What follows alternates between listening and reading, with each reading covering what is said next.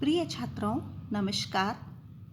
आज हम महाकवि भास प्रणीत स्वप्न वासव दत्तम के तृतीय अंक की ओर प्रवेश कर रहे हैं। द्वितीय अंक के समापन पर हमने देखा कि रानी राजकुमारी पद्मावती के विवाह की बात जो है वो राजा उदयन से चल रही है, ऐसा दासी आकर के समाचार देती है। इस बात को सुन करके वासव दत्ता मन से थोड़ी सी विचलित होती है, पर वो अपने आप को किसी तरह तटस्थ कर लेती है और उस चीज़ को स्वीकृति प्रदान करती है, क्योंकि ज्योतिषियों के द्वारा पहले ही यह भविष्यवाणी की जा चुकी है कि राजकुमारी पद्मावती राजा उदयन की पत्नी बनेगी और उसी से, उन्हीं के माध्यम से उन्हें खोया हुआ राज्य पुनः प्राप्त हो सकेगा। आज हम आगे की कथा वस्तु की ओर आगे बढ़ते हैं। अथ तृतीय अंक है, इसी के साथ तृतीय अंक प्रारंभ होता है। ततः प्रविशति विचिंतयन्ती वासव दत्ता, कि कुछ विचार करती हुई वासव दत्ता वहाँ प्रवेश करती है। वासव दत्ता आकर के कहती है, विवाह आमोद संकुले अतः अंतःपुर चतुशाले परित्यज्य पद्मावती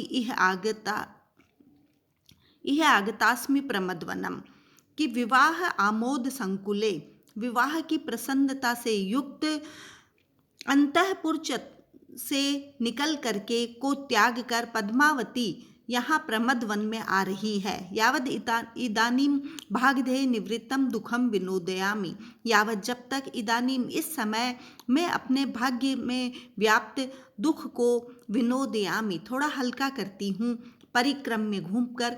अहो अत्याहितम आर्यपुत्रोपि नाम पर की यह समृद्ध है। अरे अत्याहितम, बड़े दुख की बात है कि आर्यपुत्र भी परकीय पराये हो रहे हैं। यावत उपविशामि, वह बैठ जाती है। धन्या खलु चक्रवाक वधू या अन्य विरहिता न जीवती, कि खलु निश्चित ही धन्या चक्रवाक वधू, वह चकवे की वधू अर्थात चकवी धन्य है, जो अन्योन्य विरहिता, किसी दूसरे से रहित होने पर न जीवती, जीवित नहीं रहती है, अपने प्राणों का त्याग कर देती है। न खलु अहम प्राणान परित्यजामि, परंतु मैं अपने प्राणों का त्याग भी नहीं कर पा रही हूँ। आर्यपुत्रम पश्यामि एतेन मनोरथेन जीवामि मंदभागा, कि मैं आर्यपुत्र को पश्यामि देखूंगी, इस विचार से ही मनोरथेन मैं मंदभागी जीवित हूँ, इस मन की अभिलाषा के कारण ही मैं आज अभी तक जीवित हूँ। ततः प्रविशति पुष्पाणि गृहीत्वा चेटी, तभी पुष्पों को ग्रहण करती हुई चेटी वहाँ पर प्रवेश करती है। क्वन खलु गता आर्य अवंतिका, कि आर्य अवंतिका कहाँ चली गई है। अवंतिका यहाँ पर वासव दत्ता का जो दूसरा नाम योगंधरायण के द्वारा रखा गया है, इसलिए उस नाम से वो संबोधित कर रही है।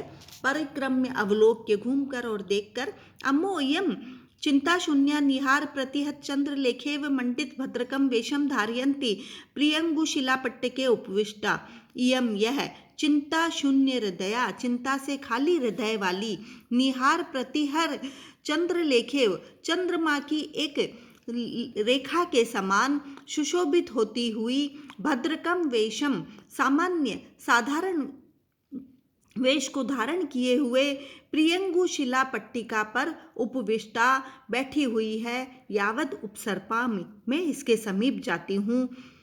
उपसृत पास में जाकर के, हे आर्यवंतिके, हे आर्यवंतिका, कह काले त्वाम अन्विष्यामि, कितने समय से तुम्हें खोज रही हूँ। वासव दत्ता किम निमित्तम, किस कारण से।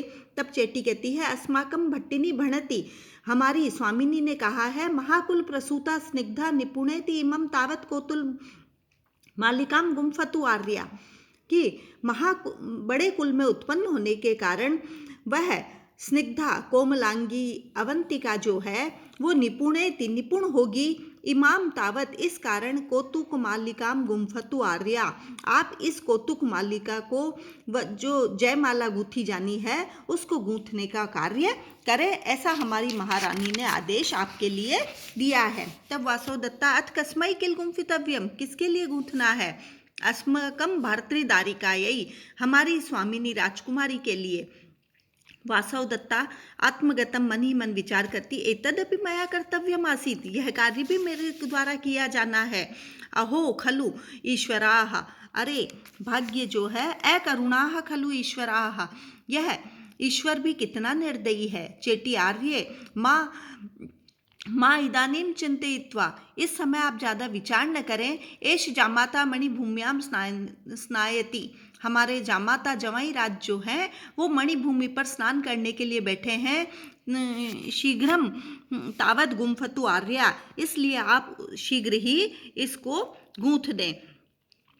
वासव दत्ता आत्मगतम मन में विचार करती है, न शक्नोमि चिंतयितुम, मैं विचार करने में भी समर्थ नहीं हूँ। प्रकाशम हला किम दृष्टो जामाता, क्या तुमने जामाता को देखा है। चेटी आम, हाँ, दृष्टो भर्तृदारिकायाः स्नेहेन अस्माकं कौतूहलेन च, राजकुमारी के प्रति स्नेह के कारण और हमारे मन में विद्यमान कौतूहल के कारण मैंने उन्हें देखा है। कीदृशो जामाता, जामाता कैसे हैं। भणामि तावद, तब वो चेटी कहती है कि है आर्य, मैं कहती हूँ, न ईदृशो दृष्ट पूर्व है, ऐसे जवाई राज को मैंने पहले कभी नहीं देखा है। अर्थात वे देखने में इतने अद्वितीय हैं कि ऐसा दामाद कभी भी मैंने नहीं देखा है।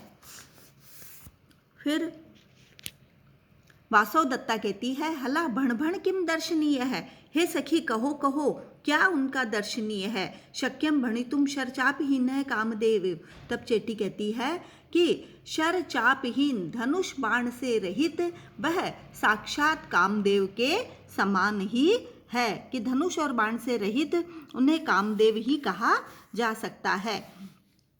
तब वासव दत्ता भवेद, हाँ हाँ वैसे ही हैं। किम निमित्तम वारयसी, किस कारण से रोक रही हो।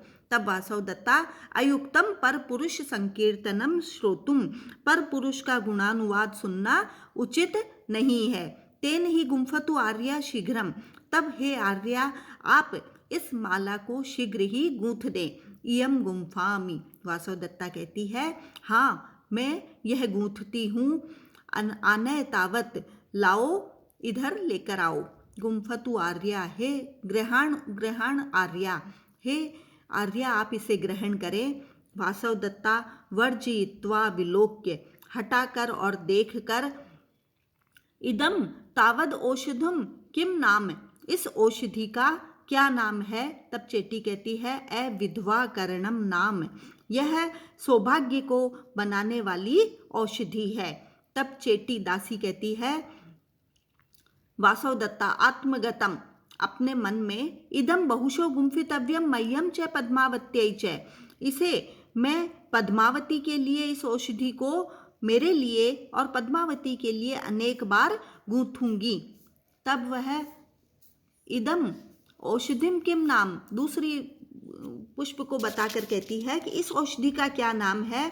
तब चेटी कहती है, स पत्नी मर्दनम, यह सौत का दमन करने वाली है। तब वह इदम न गुम्फितव्यम, मैं इसे नहीं गूंथूंगी। वासव दत्ता, चेटी कहती है, कस्मात, किस कारण से। वासव दत्ता उपरता तस्य भार्या तन निष्प्रयोजनमते, कि उसकी भार्या अपूर्व पत्नी जो है वो उपरता मृत्यु को प्राप्त हो गई है, इसलिए तत् निष्प्रयोजनम, यह इसका कोई प्रयोजन नहीं है। प्रविश्य अपरा, तभी दूसरी दासी वहाँ पर प्रवेश करती है। चेटी कहती है, त्वरताम त्वरताम आर्या, हे आर्या आप शीघ्रता करें। एष जामाता, यह हमारे जामाता अविधवा भी आभ्यंतर चतुशालम प्रवेश्यते, कि वह वैधव्य से रहित वह चतुशाल में प्रवेश कर रहे हैं। वासव दत्ता अयि वदामि ग्रहण एतत्, अरे मैं कहती हूँ इसे ग्रहण करो। चेटी शोभनम, अच्छा है। आर्ये गच्छामि तावद अहम, तब मैं जाती हूँ। उभे निष्क्रांतौ, और इसी के साथ दोनों वहाँ से निकल जाती है। वासव दत्ता गतैषा, यह चली गई है। अहो अत्याहितम, अरे बहुत बुरा हुआ। आर्यपुत्रोपि नाम परकीय संवृत्त है, कि यह आर्यपुत्र भी परकीय संवृत्त है, पराये हो गए हैं।